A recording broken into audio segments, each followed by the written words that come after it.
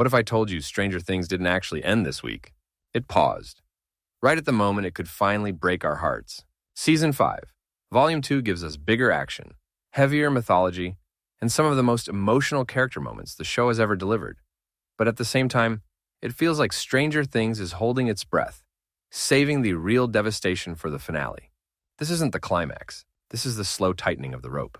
Before we start, warning.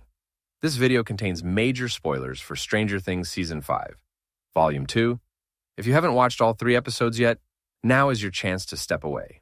So today, we're breaking down everything that happened in Stranger Things Season 5, Volume 2. Why it feels more like extended foreplay than a payoff. What Vecna is really planning, and why Eleven's fate is suddenly more uncertain than ever. Let's talk about it. The big picture. Why Volume 2 feels different. Season 5, Volume 1 ended on a massive high. Arguably one of the show's greatest moments ever, when Will Byers finally stepped into his power. For years, Will has been the victim, the spy, the boy haunted by the upside down. The one who invited you in. You were my... But in Volume 1, Will becomes something else entirely. A sorcerer, someone who can reverse his psychic connection with Vecna and turn it into a weapon. So naturally, you expect Volume 2 to go even bigger. And in many ways it does. The episodes are massive. The action is cinematic. The mythology explodes wide open. But here's the catch. Volume 2 doesn't resolve much. Instead, it sets the board, answers the how and the what, and deliberately withholds the why. Episode 5, Shock Jock, the Power and Consequences. Episode 5 picks up immediately after Will's power reveal. And right away, the show makes something clear. Will's abilities are not the same as Eleven's.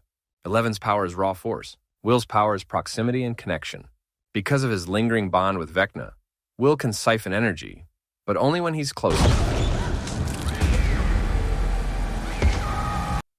That creates a ticking clock, especially when Lucas theorizes that November 6th is the day Vecna's plan becomes visible. That countdown quietly fuels the entire volume.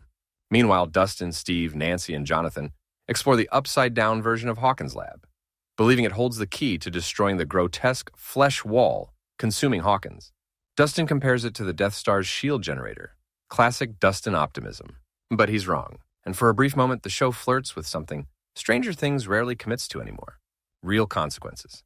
Nancy and Jonathan confront emotional fractures that have been simmering for seasons. Steve and Dustin share one of their most honest scenes in years. These moments are powerful, not because of monsters or explosions, but because they feel human. And that's the irony of modern Stranger Things. The bigger it gets, the more the small moments matter. The problem, Stranger Things has become too safe. Here's the uncomfortable truth. Stranger Things no longer feels dangerous. It feels like a theme park ride.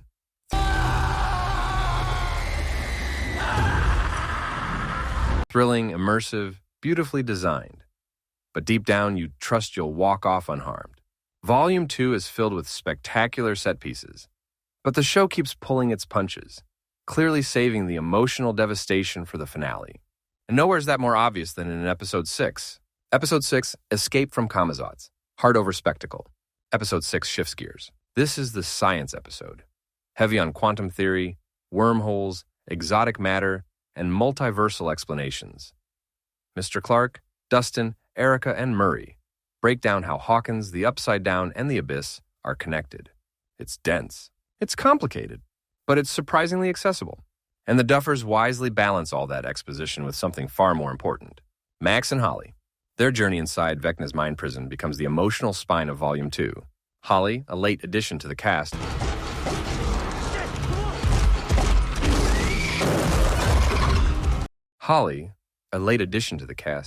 could have felt like a distraction. Instead, she becomes one of the volume's biggest strengths. Her bond with Max culminates in a stunning scene set to a haunting new version of Running Up That Hill.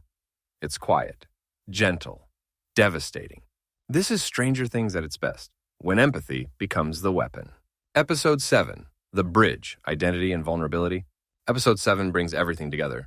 All factions reunite at WSQK, trying to stop Vecna from merging realities and erasing existence as they know it.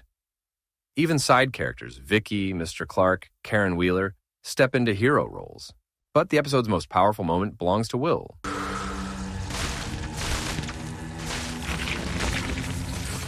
Once again, Will affirms who he is, fully, honestly, without shame, and draws strength from vulnerability, not rage.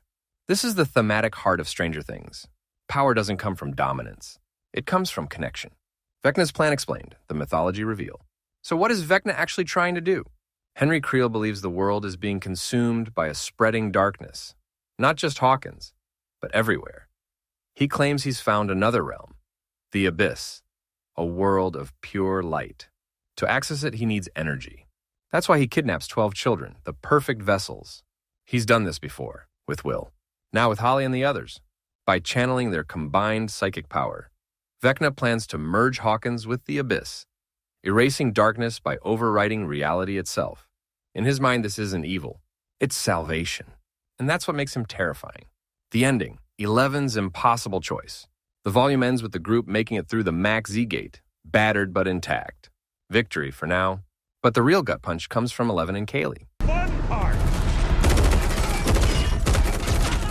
Kali believes the only way to stop the explosion is for 11 to stay behind in the Upside Down when it detonates.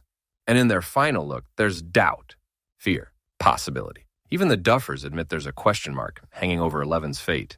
And that's where Volume 2 leaves us. Not with answers, but with dread. Final thoughts why this still works. Stranger Things Season 5 Volume 2 is flawed. It's bloated. Overproduced, sometimes too safe. But when it slows down, when it lets its characters breathe, it reminds us why this show mattered in the first place. Not because of monsters, not because of powers, but because these were kids we could see ourselves in. Now, all that's left is the question Stranger Things has been avoiding for 9 years. Why did Vecna become this way? And can what's left of his humanity save everyone? We'll find out on New Year's Eve. And honestly, I'm not ready.